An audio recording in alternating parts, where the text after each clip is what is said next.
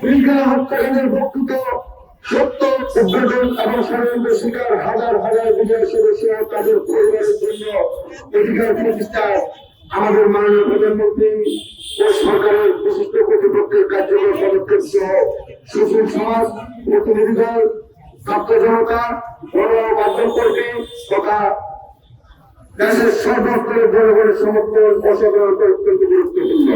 তাহলে আমরা সরকারের প্রতি বিশ্বাস করে বারবার চেষ্টা করেছি, সেটা গুরুত্ব দেবে। তাই আমরা আগামী 13 জুলাই সারা বাংলাদেশ থেকে সকল প্রকার বিডিআরের চাকরিজীবী সদস্য আমাদের পরিবারকে নিয়ে আমরা আন্দোলনে বা সমাবেশ যেটা আমরা সমাবেশ আন্দোলন না, আমরা সরকারের বিরুদ্ধে কোনো আন্দোলন করতে চাই না, সরকারের বিরুদ্ধে আমরা আন্দোলন করবো না, আমরা সমাবেশ করে আবার এদের সরকারকে জানান দিতে আমাদের নেতাদের পক্ষে 3 দফা শান্তিপূর্ণ আন্দোলন কর্মসূচি পালন করেছি।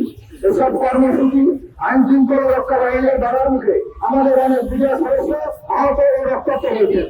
এইখানে জাতীয় তদন্ত কমিশন অন্তর্বর্তীকালীন সরকারের নিকট তাদের প্রতিবেদন দাখিল করলেও তা এখনো জনসম্মুখে প্রকাশ করা হয়নি। ফলে ওই প্রতিবেদনে ক্ষতিগ্রস্ত বিজয় সদস্যদের পুনর্বাসন, চাকরিতে পুনর্বাসন কিংবা অন্যান্য ন্যায্য দাবি সম্পর্কে কোনো সুপারিশ করা হয়েছে কিনা সে বিষয়ে আমরা এখন অজ্ঞাত।